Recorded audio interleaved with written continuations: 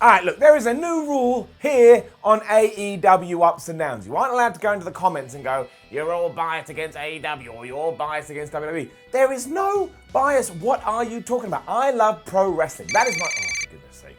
Hang on a second. What? This is the worst time you could do this. Yes, I know, Vince, I know. You tell me what to say, and then I say it, but don't call me what, because I'm filming a video right now. Go write more of that Lana Bobby Lashley bullshit. Men in Black, flashy thing, whoop, forget everything you just saw. My name is Simon Miller. Welcome to WhatCulture Wrestling. We have just had another episode of All Elite Wrestling's Dynamite, which means I take this, the finger of power, and I give the good bits an up, and I give the bad bits a down. Before we do that, I know how the internet works. There's like a little skit. That was a little joke. Do you actually think I have Vince McMahon's phone number? Let's upload that.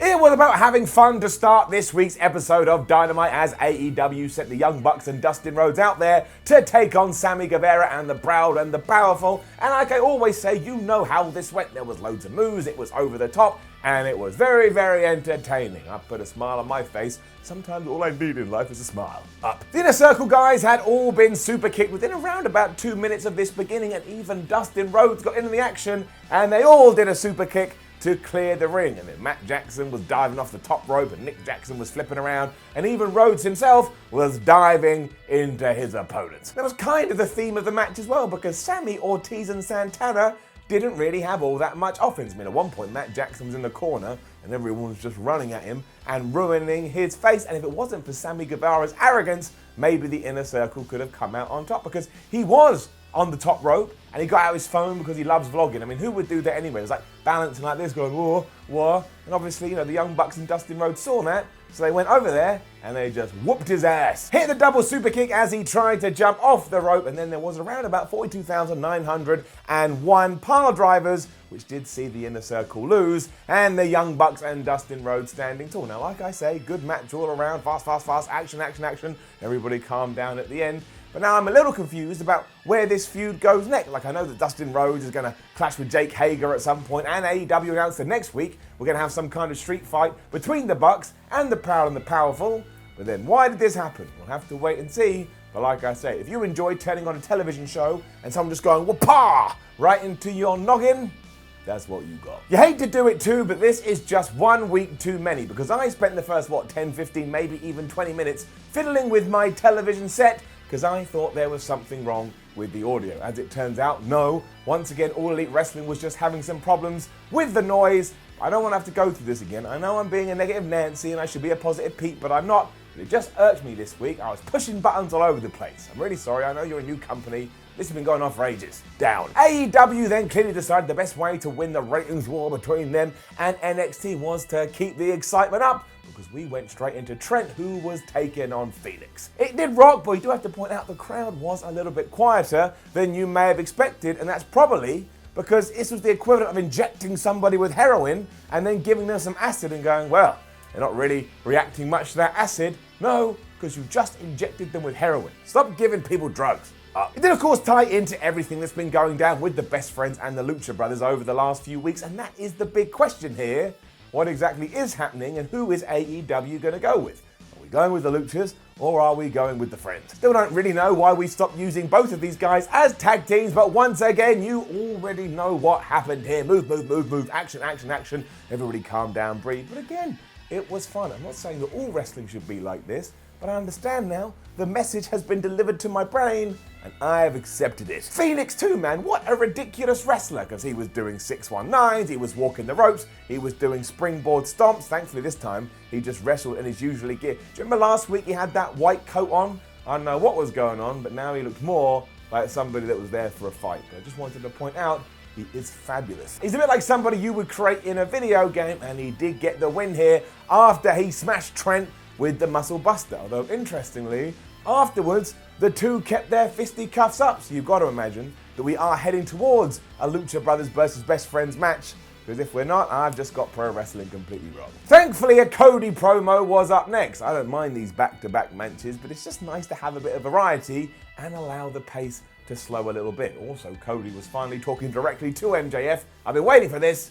Getting it up. The main point was that Maxwell has refused to face his former mentor, but Cody ain't having that, and he is willing to offer him whatever he wants. He'll give him his shoes, he'll give him a truck, he'll give him a house. He even had $50,000 in cash, and he was like, MJF, I know you love money, and if you want it, you better get in this ring so I can kick you up your rectum. That wasn't all that Cody did want to get off his chest though, because he also mentioned his wife, who is walking around the company just cutting people's hair, and that last week he got attacked by the Butcher and the Blade and the Bunny. Now, I would have preferred more information about those three, because I am still absolutely perplexed into who they are, and I will talk about them later, but at least he mentioned it. Imagine he cut a promo and he hadn't said any of that stuff, you'd be like, what, we're just going to forget? But he still made sure the crutch, the focus, the highlight, the spotlight was on MJF. This was important. I like the direction they're going in as well, because I presume that MJF is going to get all these people around him and force Cody to go through them one by one, like the last boss in a Japanese RPG. And that's fine too, it sounds good like Batista, just give me what I want. Cut to the back and Joey Janela was cutting a promo, and when asked, hey Joey, why do you want to fight Jon Moxley again after you lost to him before?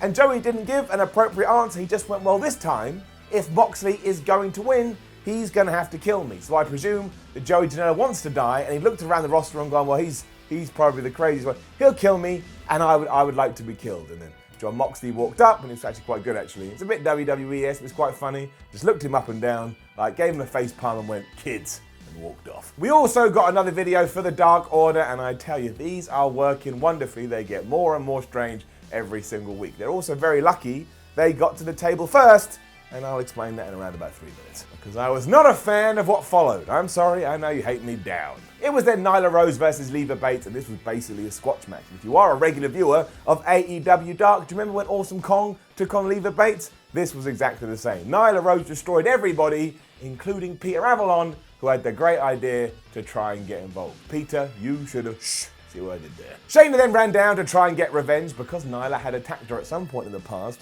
at a fan convention, but it didn't go very well because she ended up going through a table. And this is when AEW decided to show Britt Baker in the crowd looking shocked, which, yes, was a riff of when she was at the NXT TakeOver show recently, looking shocked after her boyfriend Adam Cole thought he tried to kill himself during a wrestling match. And I know this got a really good reaction online and Twitter is loving it, but I just don't think All Elite Wrestling needs to do stuff like this. Just don't worry about them. Don't worry about them. Do your own stuff and come up with angles that serve your stories, and don't just throw stuff in there because you go, oh, yeah, this will be good. I mean, those things sometimes can work, and we'll talk about one in just a second, but this just felt a little too on the nose for me, and it distracted me out of my engagement. Just because some things are happening down in Florida doesn't mean you have to walk around with a big flag letting everybody know that you saw it as well. And this did happen during a commercial break, but still, I could see it. If I can see it, I'm going to talk about it. I look forward to all the comments being about this. But like I say, that's not to say it's completely off the table, because enter Christopher Jericho. Up. The champion was out for a promo, and he somehow managed to bring back the list without it feeling contrived and without it feeling like a throwback. I mean, technically he has been doing lists since the late 90s when he had his list of 1004 holds, but now he has the Lexicon of Le Champion. It's genuinely funny, it's genuinely entertaining. It is quite obvious that Chris Jericho is having the time of his life right now.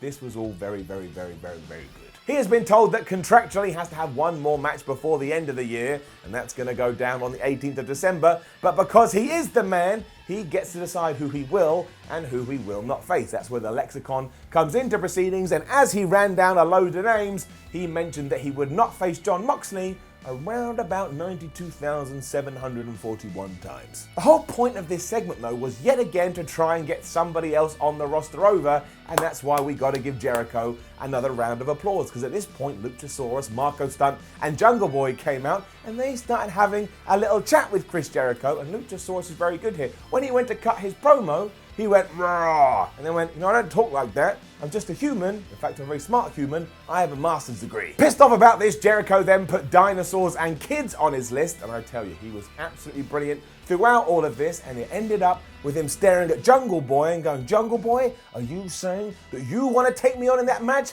Because if you do, I'll tell you this, I don't give a The champ made it clear that he couldn't even last 10 minutes with him, but Jungle Boy disagreed, and he slapped him right around the face, and then the Inner Circle and the Jurassic Express had a damn big brawl. So we are going to get that in a couple of weeks. It is going to be Jericho versus Jungle Boy, and once again, it's one of those crazy surprises that 2019 just throws up. As I always say, if I had told you this in January, you would have kicked me in my arm, because you were just that disgusted at the suggestion. You'd be like, who the hell is Jungle Boy? I also want to give one last shout out to Jericho, because he had the line of the night during all of this. After Luchasaurus had said, sure, Marco Stunt is a little small for his age, Jericho said, no, Marco Stunt is small for any age. Chris Jericho, probably the wrestler of the damn year. And I'll tell you what else was good as well, Kris Statlander versus Shida. We had a little bit of a story here because they teamed up last week, and Kris Statlander has now been signed to AEW, and she wants to make a good impression for herself.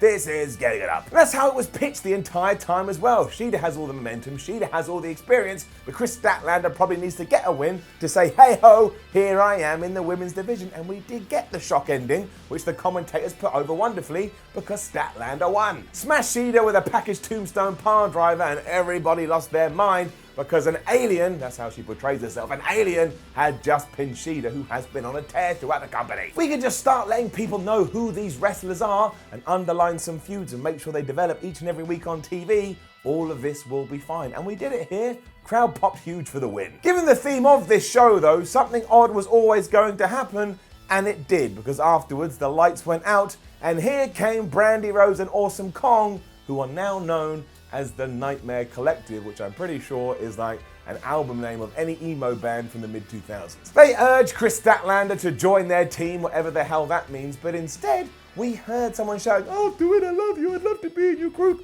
And we cut to somebody in the crowd. It was just a random person, as far as I can tell. They agreed, they got in, and they cut off all her hair, and I think this person has just joined the Nightmare Collective, but I have no idea who this character is. Why do we have to do this every single week on AEW television? I'm still trying to catch up with the Butcher and the Blade and the Bunny. Hell, I'm still trying to catch up with the Dark Order, and now I just have Shaven Head Girl down. Just don't want people to keep arriving and leaving me baffled as I try to figure all of this out. And I don't mind what Brandy Rose is doing, cutting around, cutting people's hair, because I know I'm safe. Look, I'm as bald as the moon. I just don't get it. It feels so complicated, and it feels so confusing. Also, Brandy Rose's promo, she came out and she said, everybody is questioning what we're doing, and then 3 seconds later went, nobody better question what we're doing. I think my head exploded. Hey, doing it too, it always upsets me, but Christopher Daniels versus Pentagon, again, we grade on a curve, and it just really wasn't what it should have been. And yes, I know there were a few fall downs throughout the match. Down. It was fine for the most part, but they just didn't really have the chemistry I'd expect for these two, because they're both brilliant, and the finish was a little bit meh, because Felix ran down with Christopher Daniels' mic stand, and either though one of them teased they were going to use it, they didn't, and instead Pentagon used it as a distraction. He kicked Christopher Daniels right in the dick, or at least he hit him there, smashed out the package power driver, and that was that. Pentagon wins. Also, we do need to point out that much like the most devastating move in all of wrestling, which is the surprise roll-up, this may change in AEW, and it may actually become the package tombstone or any kind of power driver that is the most devastating move in all of AEW, because everybody uses it. Now, you can get away with that, because like I say, a power driver does look like it could kill you. There is a lot. And it is another down, I'm sorry, I know you're mad, but for the Butcher, the Blade, and the Bunny video. And here's the reason why. One, I still have no idea what these people are. I mean, they're after Cody Rhodes for some reason, and they want to cut the head off the snake. All right, go do that in your own time. But two, how many cults, this is what I was talking about earlier, how many cults do we now have on All Elite Wrestling? We've got the Dark Order, and they kind of get away with it because they were first, as I mentioned. The Nightmare Collective is basically a cult, and now these three are acting like a cult. Just feels like an extension of everything else I'm already seeing, and yet none of these three groups have any kind of crossover. Look at my strange hands. It's lost on me right now. And hopefully I'm wrong, and in a few weeks' time I can look at it and go, what a silly boy. But it hasn't happened with the Dark Order yet, has it? That's why it's a down. The main event was Jon Moxley versus Joey Janela, and it brought me back to my land of happiness. Give it an up. It started with some actual wrestling holds, which had to be a wink, wink, nudge, nudge to everybody said that these two would never engage in things like that, but obviously soon broke down into a giant brawl. I mean, before long, Joey Janela was DDTing Jon Moxley's head on the R-way.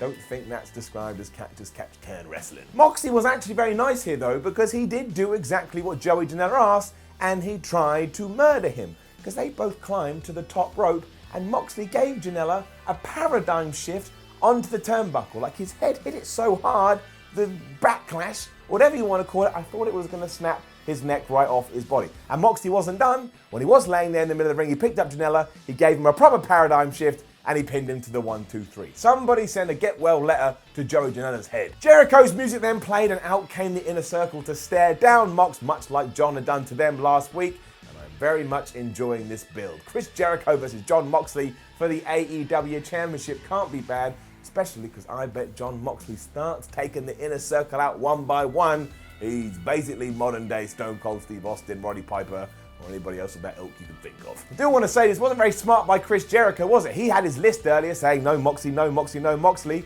and now you're antagonizing the man. He's a Fruit Loop, Chris Jericho. You only go to wind him up. And that brought us to the end of AEW Dynamite. And look, I did think it was mostly a good show, but now we're getting into the groove of things. There are just a few little tidbits that are passing me by. I hope I'm wrong, hope I'm jumping the gun, but I gotta be honest and I gotta be transparent. No more of this bias stuff. I love AEW, I love WWE, I love NXT, I love MLW, I love Impact. I just love wrestling. I'm a massive nerd. Spinning Arrow, overall grade, gets an up. That's that. Now, don't forget to leave a comment below and let us know what you thought about last night's AEW wrestling. Think of that. Imagine you do forget. You'd be walking to work, you're like, oh, I forgot to leave a comment. What an idiot I am. Like the video, share the video, subscribe to the channel. Head over to WhatCulture.com. We have a website. Follow WhatCulture on Twitter. We have a Twitter at WhatCulture WWE. And you already know we have a YouTube channel. You're here, why not watch some more videos? My name is Simon from WhatCulture, or Mr. Ups and Downs. Thank you for always joining me. I'll see you soon.